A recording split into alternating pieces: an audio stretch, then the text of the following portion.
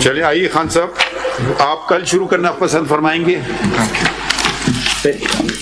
आप कल शुरू करना पसंद फरमाएंगे या आज? आपकी मर्जी है। Fresh?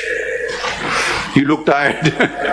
We are also tired. Your Lordship was very kind to offer that it can be on Saturday morning as well. So हाँ, अगर खत्म नहीं हुआ हम चलाएंगे। देखें, हमारे आपको बार बार हम ये कह रहे हैं इस अदालत से इलेक्शन हम करवाएं ना चाहते हैं। आप कल सब लोग भी ज्वाइन कर ले ना कि इलेक्शन होना चाहिए, बस जी हो इलेक्शन। बिल्कुल, बात तो वहीं पर है। साहब कल का आपका क्या? कल कितने बजे रखें? कल जी जैसे नहीं, आपकी मर्जी है। देखिए असूलन कल के हफ्ता है ना, हफ्ते को कोर्ट बैठती नहीं, मगर हम आपकी खातिर बैठे हैं। जो टाइम आप कहेंगे हम बैठेंगे। इसे जो टाइम नहीं आप बताएंगे। दी मॉर्निंग आवर्स बताएं। आप नहीं आप बताएंगे। आप इतनी तो हम कदर करते हैं सीनियर बुकला की कि उनसे टाइम पूछ लें। अगर आप 6 बजे कहेंगे तो शायद हम कहेंगे नहीं सर, आगे बढ़ा दें। Let it be 9:30 then as usual.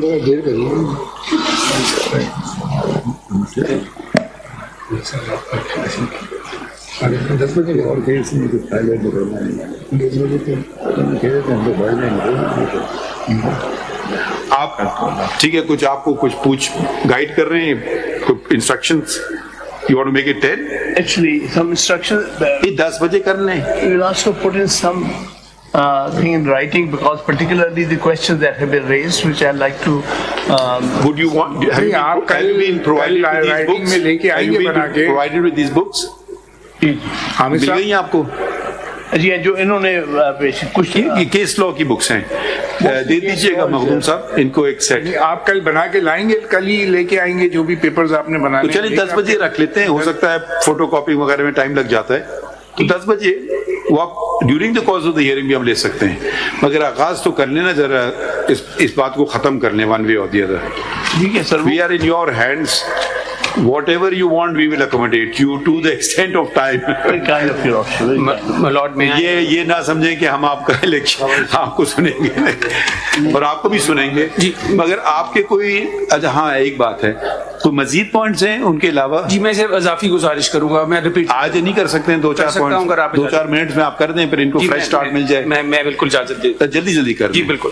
पहली तो गुजारिश ये करता हूँ कि सर कि आई एम कॉन्शियस। आप उनसे एग्री करते हैं या नहीं करते हैं? जी करता हूँ। मैं सिर्फ ये वजाहत करना चाहता हूँ कि क्योंकि इलेक्शन कमीशन ने जो केस प्रेजेंट किया है जी, आप रेस्पोंडेंट नंबर 10 जी 10 अकबर एस बाबर, मैं गुजारिश ये करना चाह रहा हूँ कि इलेक्शन कमीशन ने जो heard in Peshawar or not? No ji, we were not served notice and I could not. आपको पता नहीं चला अखबार वगैरह में पहुंच जाते?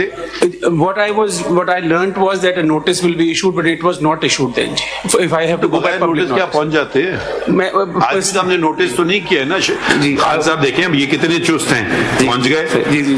आप भी थोड़ी चुस्ती दिखा देते। अपनी जातियत तक मैं इधर था नहीं, वरना मैं जरूर पहुंच जाता, क्लाइंट नहीं पहुंचा। चले खैर, इस पे कुछ ज्यादा वजन नहीं इस बात में। गुजारिश आपको देखिए, एक बात होती है, एक चीज रिपोर्ट हो रही है मीडिया में सब में जी, अगर आप वाकई क्या पहुंच जाते, चलें उस बात को छोड़े, आगे बढ़िए। मैं सिर्फ फैक्चुअल गुजारिश करना, आगे बढ़िए। मेरा इसमें मौक़िफ़ सिर्फ ये है कि मैं गुजारिश ये करना चाह रहा हूँ कि मैं जो चंद आइन की शिक है, खासतौर पे 17(2) वो पढ़ना चाहता हूँ। शिक तो देखिए सुन लेंगे, आपका जो अपना स्टेटस है ना वो बताइए। Still you are a member or not? जी, I am a member, I was a founding member, I have not been removed from membership, no show cause ever notice, never resigned, I have not resigned, I have not joined another party ever. वही remove, ठीक है ना, remove, ये fact है जी। और जिस तरह मैंने गुजारिश की कि इलेक्शन कमीशन का अपना फैसला भी है, ठीक है, वो तो सुन लिया। अब मैं सिर्फ गुजारिश कर रहे थे, सॉरी माय लॉर्ड, आप इलेक्शन लड़ना चाह रहे थे, आपको जी। मैं पहली तारीख को जो G8 का दफ्तर है, मरकजी दफ्तर, वहां गया, अपने साथ काफी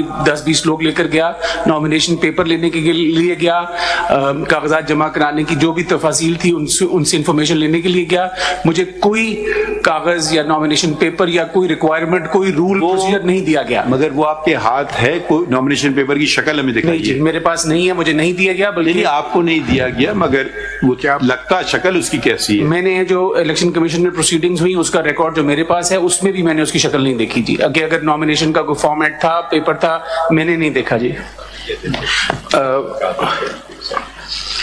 इसमें अगला पॉइंट, और ये मैंने बड़ा वजाहत में जो अपनी मेरी शिकायत है, nomination paper did not exist, कुछ नहीं। अगर आप पेज 231 पे मेरी शिकायत का पैराग्राफ नंबर 2 किसी और को नॉमिनेशन फॉर्म मिला?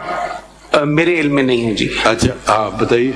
तो पेज 231 में पैराग्राफ 2 में मैंने वाज़े तौर पर लिखा कि on November 30 press release was issued on behalf of PTI core committee stating that all arrangements have been completed for holding the intra-party elections on December 2, 2023. Copy pressly attached. The press release also stated the appointment of Mr. Niazullah Niazi as the PTI Chief Election Commissioner. The press release did not mention any other names of the PTI Federal Election Commission, nor did it share any other details regarding the intra-party election, including election rules and any regulations, detailed schedule of elections, nomination timeline and procedure, criteria for acceptance and rejection। आप लिख रहे हैं जी, ये मैंने जो complaint दायर की election commission को उसमें लिख रहा हूँ। इलेक्शन की डेट आपको पता थी? जी, वो जो प्रेस रिलीज में उन्होंने कहा कि 2 तारीख को। कॉपी आपने भेजी उनको, पीटीआई को? जी, उनके पास है, because this forms part of the record. This was a complaint to the election commission. Press release कौन सी कह रहे हैं आप? प्रेस रिलीज जी, ये 30 नवंबर को जो प्रेस रिलीज इशू की पार्टी ने कि हम इलेक्शन करने जा रहे हैं। लगी हुई है press release? Press release sir, I will have to check. अगर नहीं हो तो दिखा दीजिएगा। इलेक्शन से पहले इशू हुई थी प्रेस? जी, 30 नवंबर को हुई थी। अच्छा, और नेक्स्ट पॉइंट मैं गुजारिश ये करना चाह रहा हूँ कि 17 आर्टिकल 17 जो है उसमें 2 पहलू हैं। एक तो जनरल है जो पार्टी के हवाले से है कि लोग पॉलिटिकल पार्टी बना सकते हैं, लेकिन जो मुझसे रेलिवेंट है वो 17(2) का मैं कुछ हिस्सा पढ़ना चाहता हूँ sir. Every citizen not being in the service of Pakistan shall have the right to form, ये पहला हिस्सा है जो सब आर्टिकल 1 में भी है, but the second one is more important to me, or be a member of a political party। तो fundamental right है किसी का भी कोई भी पार्टी को ज्वाइन कर लेना। और आगे है कि subject to any reasonable restrictions imposed by law in the interest of. So गुजारिश ये है कि किसी का भी किसी पार्टी का मेंबर बनना फंडामेंटल राइट है। मैं फाउंडिंग मेंबर हूं, था, आज भी हूं। मैंने आज तक कभी कोई और पॉलिटिकल पार्टी ज्वाइन नहीं की, बल्कि मैं यही जद्दोजहद करता रहा कि इस पार्टी की इस्लाह अंदरूनी मामलात की हद तक हर पहलू में होनी चाहिए। और ये वेल डॉक्यूमेंटेड है, जो के साइट भी हुआ फॉरवर्ड फंडिंग का, वो भी उस काविश का एक नतीजा था। सो गुजारिश ये है कि ये कॉन्स्टिट्यूशनल प्रिंसिपल है। अच्छा, ये जिक्र हुआ था फाउंडिंग मेंबर्स की, आपके पास लिस्ट है?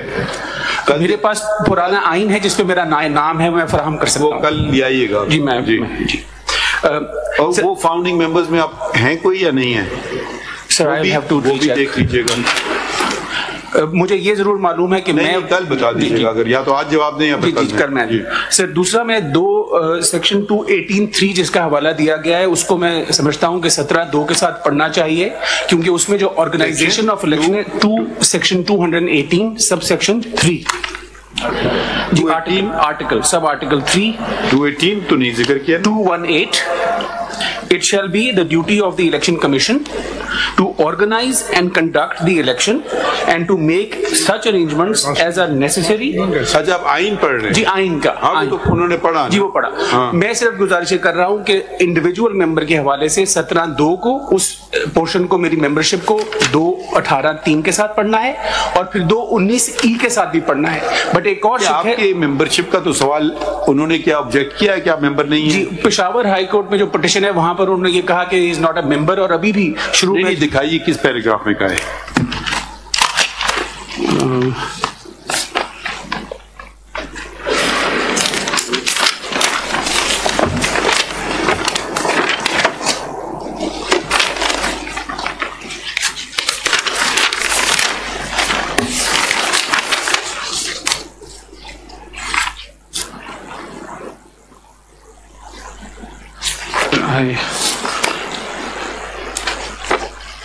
Respondents 215 are not members of PTI. Page 36, paragraph 11. Page 36, paragraph 11. Ji. That the respondents 2 to 15, I was number 3 in that, are not members of PTI, nor contestants of any intra-party elections that have। ये तो एक general denial है। इन्होंने ये कहा। सो membership के हवाले से जनाब ने पूछा, हम इनको भी ये कह देते हैं कि किस बेसिस पे वो ये बात कर